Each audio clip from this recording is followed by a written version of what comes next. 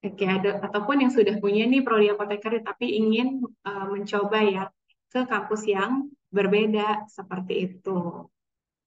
Oke, ada pertanyaan untuk setiap bulannya apakah materinya beda, Kak?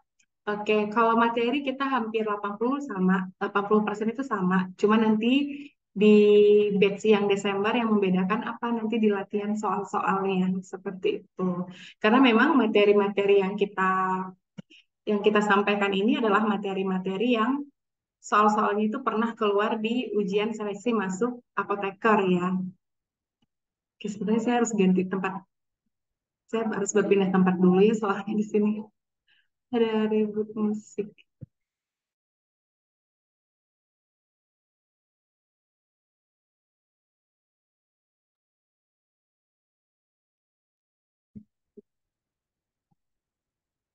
Seperti itu ya, teman-teman.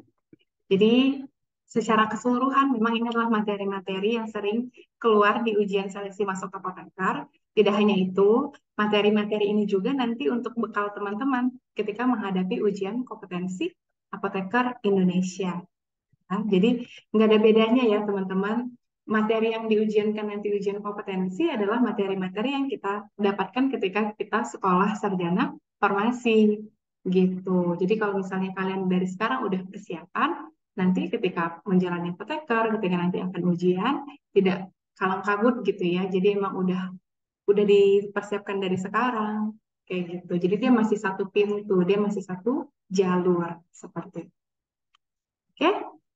Ya, semoga kita tunggu ya teman-teman partisipasinya. Semoga kita ketemu di kelas batch Desember ya.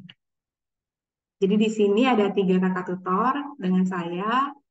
Di bagian nanti kita akan bahas kimia farmasi, farmakoterapi, dan bahan alam. Nanti ada Kak Nisa untuk bagian farmasi komunitas dan sediaan semi solid dan steril. Dan juga ada Kak Elia nanti praktisi di industri ya. Sediaan solid dan industri.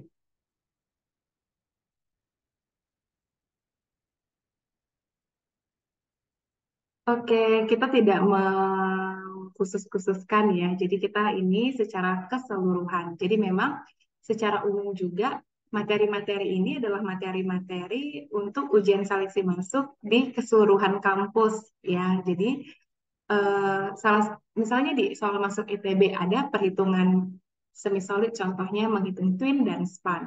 Lalu untuk soal masuk program apoteker di kampus lain juga ada tuh perhitungan twin dan span gitu. Jadi intinya apa? Kesimpulannya pahami konsep, terus perbanyak latihan soal. Dengan seperti itu, teman-teman persiapannya juga semakin oke ya. Misalnya mau coba di beberapa kampus. Nah, secara keseluruhan materi yang diujikan itu sama gitu. Artinya apa? Berarti kita harus pahami konsep dan kita harus perbanyak latihan soal seperti itu. Seperti itu ya, mungkin sudah bisa terjawab pertanyaannya di kolom Q&A.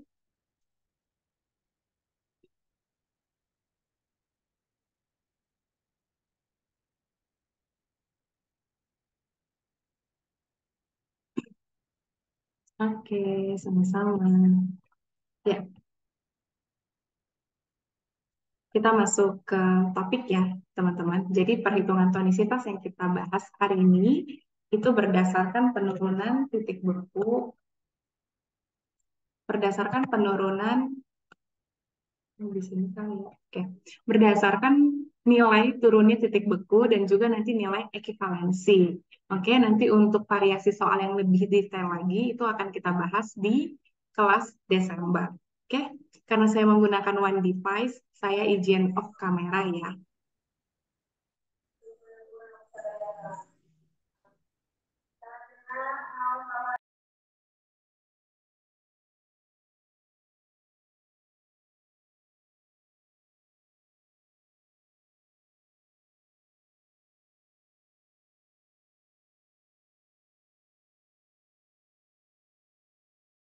Oke, kita masuk ya di materi yang pertama yaitu adalah bagaimana kita menghitung tonisitas.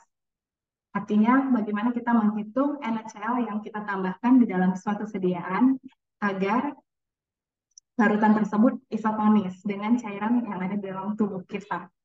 Jadi yang pertama itu metode turunnya titik beku. Nah, metode turunnya titik beku ini rumusnya adalah W sama dengan 0,52 dikurang PTB1 penurunan titik beku si zat aktifnya dikali konsentrasi ya dibagi PTB2. PTB2 ini punya siapa? Punya si NaCl yang nilainya 0,576 gitu. Jadi teman-teman silahkan aja langsung ganti PTB2 ini adalah 0,576. Jadi udah mutlak seperti itu. Oke. Nah, nanti kalau misalnya ada dua si zat aktifnya, berarti nanti di sini dikali lagi ini zat aktif yang pertama, terus ditambah nanti PTB2 dikali konsentrasi 2 gitu. Ini untuk zat aktif yang kedua. Begitu seterusnya kalau misalnya ada 3, ada 4, ada 5, seperti itu. Nah, di sini catatannya adalah konsentrasi di sini satuannya itu harus dalam gram dan dalam 100 mili. Nah, ini titik critical poinnya. Seperti itu. Jadi kalau misalnya di soal, nanti si zat aktifnya misalnya 10 miligram. Di dalam 1 mili misalnya. Kita mau buat nih. Zat aktif 10 miligram di dalam 1 mili. Berarti kita harus hitung dulu. Kita harus hitung dulu. Caranya kita harus hitung dulu jumlah zat aktif dalam 100 mili gitu. Kenapa? Karena kita akan menghitung konsentrasinya dalam satu satuan gram dan 100 mili. Di soal diminta kita zat aktifnya itu 10 miligram dalam 1 mili. Jadi kita hitung dulu dalam 100 mili jumlah zat aktifnya berapa. Jadi kita kali 100 mili gitu. Cara mudahnya langsung aja dikalikan dengan volume sedia, volume sediaan dikalikan dengan 100 mili. Untuk menghitung konsentrasinya selalu dikalikan dengan 100 mili. Tapi kalau di soal udah memang untuk 100 mili, ya nggak perlu kita kali 100 mili lagi ya. Karena kan 100 misalnya di soal, misalnya 10 miligram dalam 100 mili. Nah, tinggal kita coret aja kan. Berarti kan nanti tinggal diubah ini 10 miligram berapa gram. Berarti dibagi 1000 gitu 0,01. Berarti C-nya adalah 0,01. Jadi kalau misalnya di soal udah untuk 100 mili, catatannya kalau volumenya udah ini internet saya stabil ya.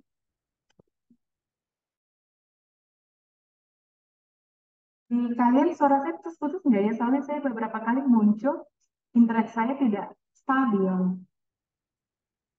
Boleh tolong direspon agar saya tahu.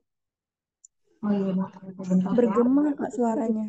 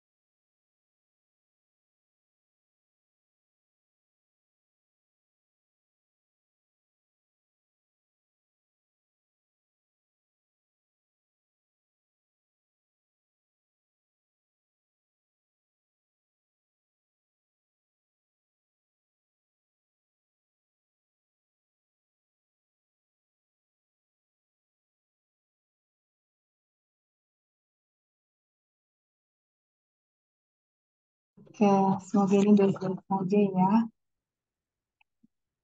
Oke, ternyata belum habis. Oke, jadi Ingat ya, konsentrasinya ini dalam sedikit jumlah zat aktif di dalam 100 mili. Ya.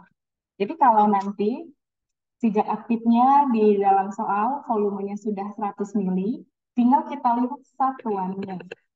Ya, jadi poin kedua adalah satuan.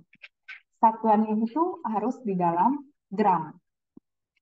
Ini kata kuncinya ya, untuk penghitungan menggunakan PTB.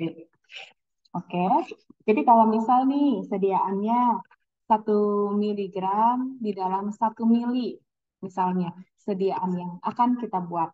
Nah, kita itu harus ubah dulu nih jumlah zat aktifnya dalam satuan gram untuk 100 mili gitu. Jadi kita kali 100 mili.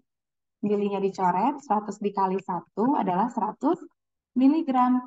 Kita ubah ke gram dibagi 1000. 0,100 dibagi 1000, 0,1 ya. 0,1 gram gitu caranya. Oke, jadi nanti C-nya berapa? 0,1.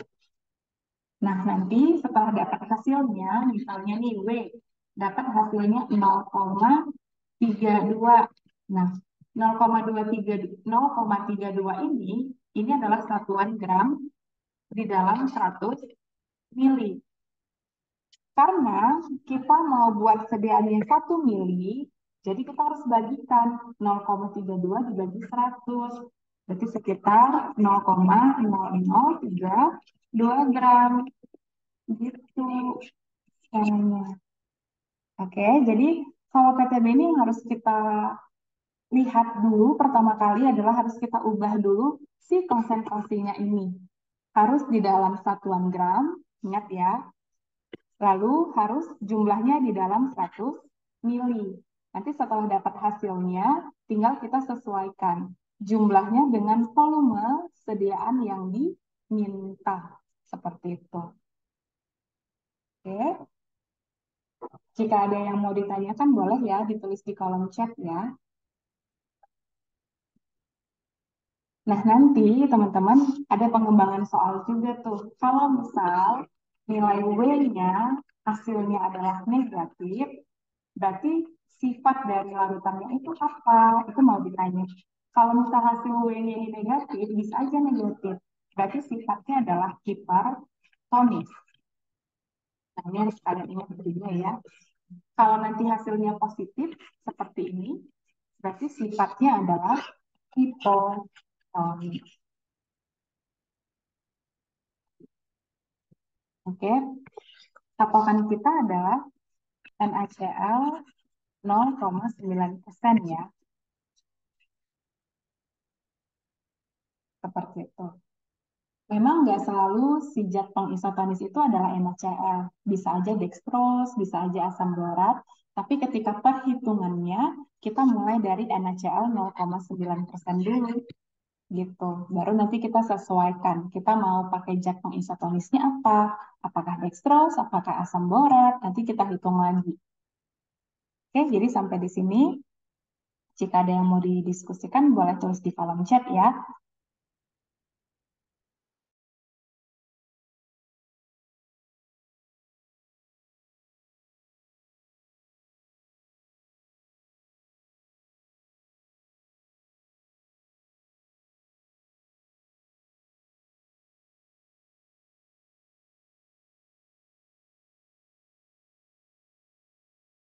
Oke, berarti udah paham ya? Oke, kita masuk ke latihan soal. Oke, teman-teman. Ini PTB sebentar. Iya, betul. Ini adalah soal PTB ya. Jadi soalnya adalah seorang farmasis akan membuat sediaan steril dalam bentuk kemasan vial dengan amlodipin sebagai zat aktifnya. Nah, ia akan membuat sediaan tersebut dalam volume 100 mili, di mana tiap 1 mili sediaan injeksi aminopilin mengandung 24 miligram zat aktif dan WFI sebagai pembawa ya, X 100 mili. Nah, diketahui PCB aminofilin 0,098. Jadi pertanyaannya berapa NaCl yang digunakan? Coba teman-teman hitung dulu ya. Saya tunggu mungkin sekitar 2 menit. Nah, di sini cari dulu nilai konsentrasinya. Oke, si aminofilin. Dan di sini kita mau buat sediaannya dalam volume 100 mili. Coba teman-teman hitung dulu berapa nih hasilnya. Saya tunggu ya.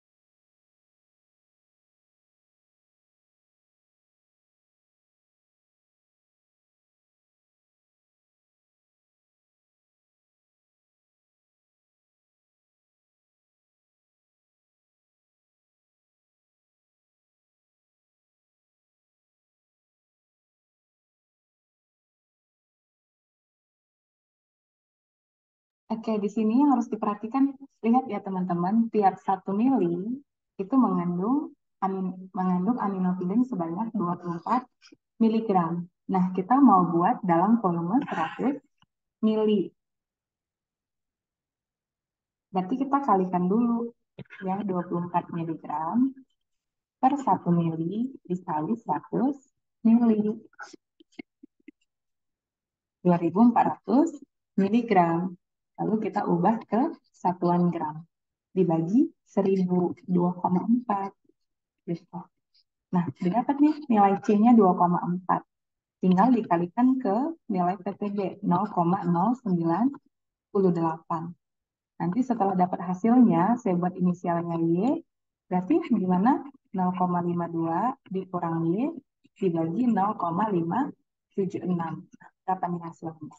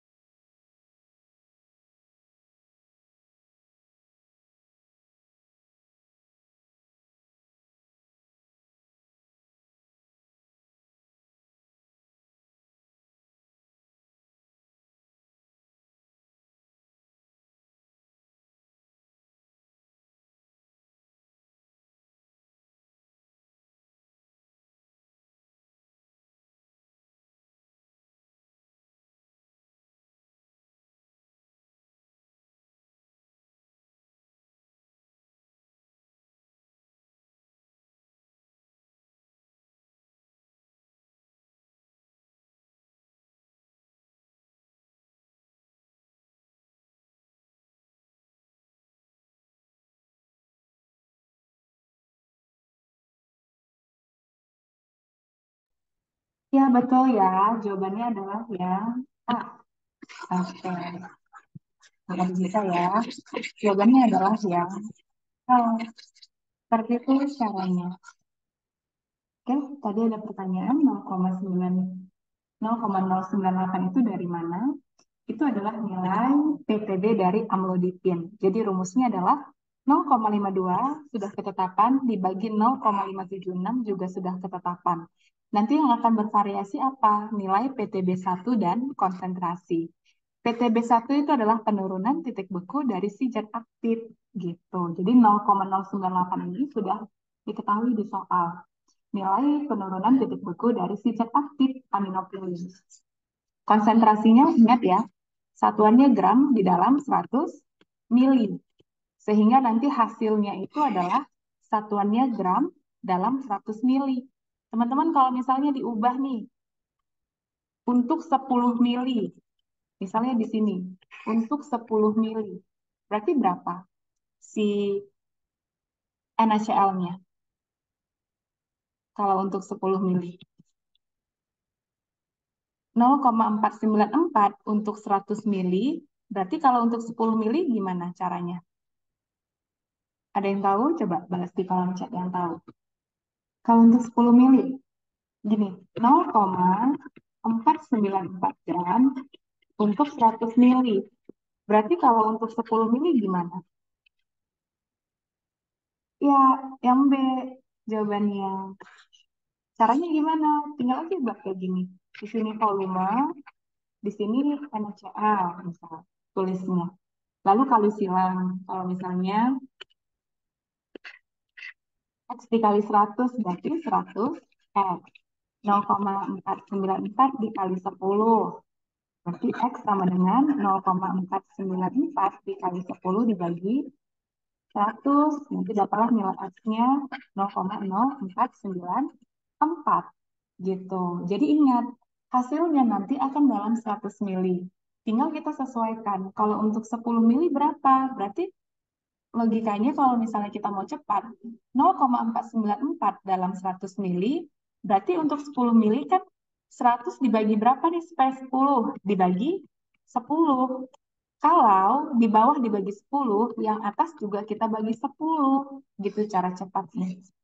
Jadi proporsinya akan selalu sama. Jumlah yang ditambahkan dengan volume itu perbandingannya akan sama. Seperti itu. Itulah kenapa hasilnya kalau 10 mili 0,0494 gitu. Jadi kita bukan hitung dari awal lagi, enggak gitu. Dan kebetulan memang di soal ini kita mau buat dalam 100 mili. Ya, jadi critical point untuk perhitungan dengan penurunan titik beku itu adalah pertama konsentrasinya, lalu yang kedua nanti hasilnya. Hasilnya itu satuannya gram dalam 100 mili gitu. Oke, kita masuk ke berikutnya. Menggunakan ekivalensi NaCl. Jadi kalau menggunakan ekivalensi NaCl, ya jadi rumus dasarnya itu adalah yang ini dulu sebenarnya. Tapi ada cara cepatnya. Cara cepatnya itu adalah kita hitung massa dari NaCl, kita udah singgung ya. Biarpun nanti zat pengisotonisnya bukan NaCl, dextrose misalnya, kita selalu mulai menghitungnya itu dari nilai NaCl. NaCl yang berapa? NaCl yang 0,9%. Artinya 0,9 gram di dalam 100 mili. Gitu. Jadi massa dari NaCl. Ini kita pakai massanya 0,9. Dikurang massa obat dalam satuan gram dikali dengan nilai ekivalensi zat tersebut. Gitu. Jadi misalnya nih massa obatnya adalah 0,3. Terus nilai ekivalensinya 0,1. Nilai ekivalensinya nanti diketahui di soal. Jadi kita kalikan dulu 0,3 dikali 0,1. 0,03. Jadi 0,9 dikurang 0,03 gitu. Cara cepatnya untuk menggunakan rumus ekivalensi. Jadi tinggal kita kalikan massa obat dikalikan dengan nilai ekivalensinya, baru nanti dikurangkan dengan massa si NaCl. Sorry, massa NaCl dulu ya, dikurangkan massa obat dikali nilai ekivalensi. Jadi kalau misalnya ada 3 zat aktif, ada 2 zat aktif, jadi kita kalikan masing-masing, lalu dijumlahkan nantinya. Seperti itu. Nanti hasilnya ini semua, NaCl dikurang hasil semuanya. Kayak gitu. Nah, rumus awalnya itu dari sini sebenarnya. Jadi, C ini adalah volume larutan yang sudah isotonis. M ini adalah massa obat dalam satuan gram dalam larutan yang akan dibuat. E ini adalah nilai ekivalensi dan reaction ini nilainya adalah 111,1 gitu. Jadi kapan sih kita menggunakan rumus yang ini? Biasanya kalau ditanya volume ya. Jadi volume NaCl yang perlu ditambahkan gitu. Tapi ini hampir tidak pernah kami temukan ya keluar di soal karena logikanya kalau kita tambahkan NaCl-nya dalam volume, berarti kan volume akhir dari sediaan tersebut kan akan bertambah ya, gitu. Itulah kenapa pada umumnya yang ditambahkan itu dia dalam bentuk massa, sehingga nanti dia bisa dilarutkan terlebih dahulu, gitu. Tidak mempengaruhi volume akhir dari si sediaan yang akan dibuat. Oke. Nah, untuk lebih jelasnya kita masuk ya ke latihan soalnya. Ini, soal nomor 2. Berapakah gram NaCl yang harus ditambahkan agar sediaan infus sebanyak 100 mili yang mengandung etil morfin 1%, nilai ekivalensi 0,15.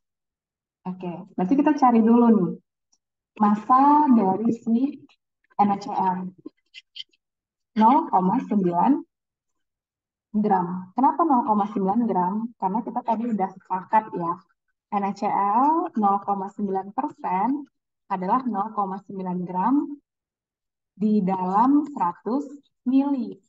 Nah, kita mau buat sediaannya dalam volume 100 mili. Ini ada ya.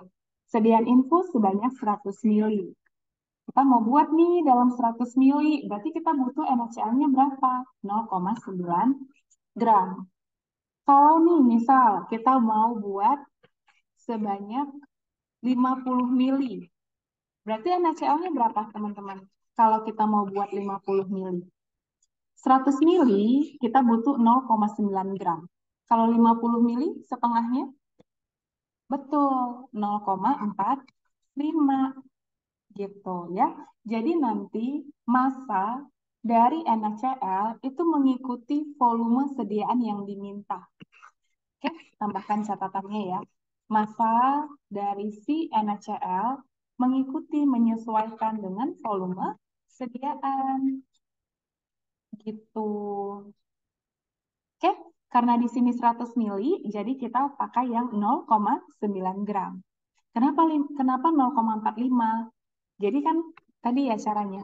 Kalau di sini 50 mili, 100 dibagi berapa? Atau 100 bagi 50? 2. Berarti kalau di bawah 2, di atas juga 2. Ingat, dibagikan 0,9 dibagi 2. 0,45. Gitu caranya. Jadi bagikan dulu volumenya, 100 dibagi 50, 2. Tulis 2. Kalau di bawah dibagi 2, di atas dibagi 2. Itu kata kuncinya. Gitu. Jadi dia proporsinya akan sama perbandingannya. Nah, di sini 100 mili, berarti tetap 0,9. Nah, selanjutnya kita cari massa dari si zat aktif etil morfin. Massa etil morfin. Berapa banyak nih? 1%. 1% itu adalah 1 gram di dalam 100 mili, ya kan? Nah, kita mau buat sediaannya berapa volumenya? 100 mili. Berarti udah sama ya, proporsi volumenya. Berarti kita pakai. Masanya itu adalah 1 gram. Dikalikan dengan nilai ekivalensinya, 0,15. Udah, berarti ini kan 0,15 ya. Tinggal kita kurangkan nanti, 0,9 dikurang 0,15. Oke, sudah ada yang menjawab?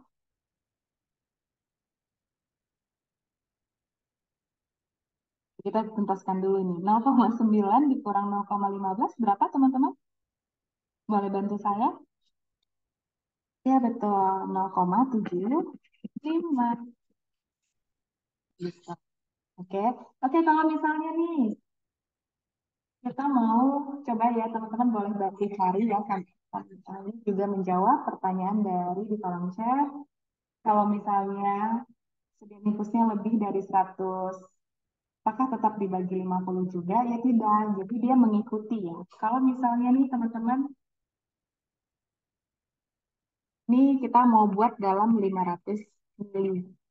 Berarti gimana? Tulis aja 0,9 gram NaCl 100 mili. Terus di sini volume yang mau kita buat berapa? 500 mili. Berarti kan 100 mili ke 500 mili itu kan naik ya angkanya ya. Berarti apa? Kali. Berarti 100 dikali berapa supaya 500 dikali 5. Kalau di bawah dikali 5, di atas dikali 5. 0,9 dikali 5 berapa tuh teman-teman? Ya betul. 4,5 gram gitu. Oke, berarti NaCl-nya 4,5 gram. Tapi massa dari morfinnya berapa? Mengikuti juga morfin. Berarti massanya kaliin 1 gram itu adalah 1 per 100 mili. Karena kita mau buat dalam 500 mili, kita kali 500 mili. Gitu. Coret-coret, betul ya, 5 gram. Oke. Nah, jadi kalau sudah etilmorfinnya 5 gram, tinggal dikalikan dengan nilai ekivalensinya 0,15. Berapa tuh teman-teman? 5 dikali 0,15. Saya juga belum cari nih. Ada yang bisa bantu saya 5 dikali 0,15. 0,75 ya? 0,75 ya? Ya betul, 0,75. Kita mengeluarkan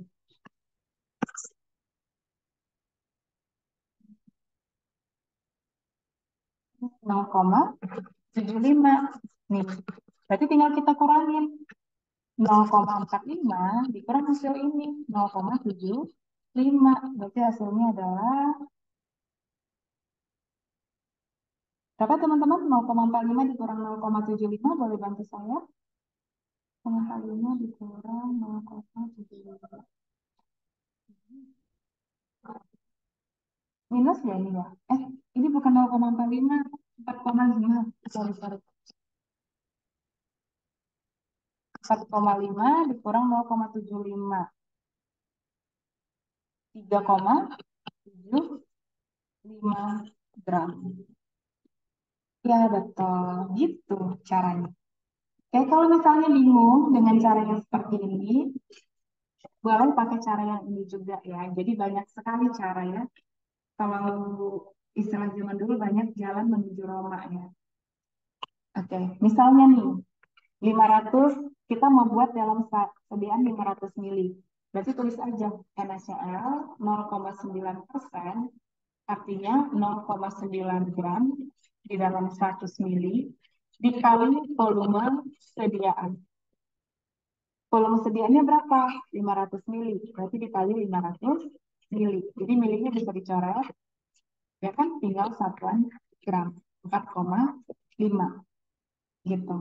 Kalau misalnya ethyl morfinnya 1%. Berarti 1 per 100 ya. 1 gram dalam 100 mili. Dikali sama volume sediaan. 500 mili. Milinya kan kita coret ya. Tinggal 5 gram. Sama kan hasilnya? Kayak gitu. Jadi persennya itu dikalikan dengan volume sedia. Jadi banyak cara ya. Silakan mana yang paling mudah ya untuk masing-masing. Oke, sudah terjawab ya. Saya rasa sudah terjawab pertanyaan dari Nadif. Terus ada pertanyaan dari Novi ini sama ya nama kita ya.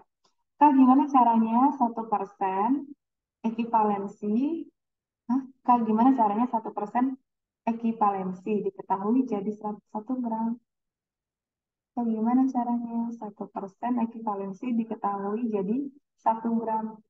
Oh, yang ini. Caranya adalah artinya, oke ini dari Novi. 1% itu kan kalau di farmakope persen bobot per kolom artinya adalah 1 gram di dalam 100 mili. Ini sudah ketentuan. Ketentuannya itu apa? Ketentuannya itu persen bobot per volume adalah gram di dalam 100 mili. Jadi kalau misalnya di sini 3%, artinya tulis angka 3-nya. 3, tulis gram, tulis 100 mili. Gitu. Oke.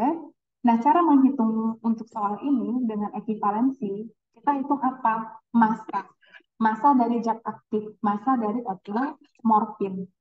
Jadi yang namanya massa apa? Ini yang satuannya gram. 1. Makanya dapat hasilnya 1. Oke. Kenapa kita 1? Karena sudah di dalam 100 mili. Sediaan yang diminta volumenya untuk 100 mili. Jadi udah equal. Yang diminta dalam 100 mili dan konsentrasi yang diketahui sudah dalam 100 mili. Itulah kenapa kita menggunakan angka 1. Gitu, nah. Gimana? Sudah terjawab?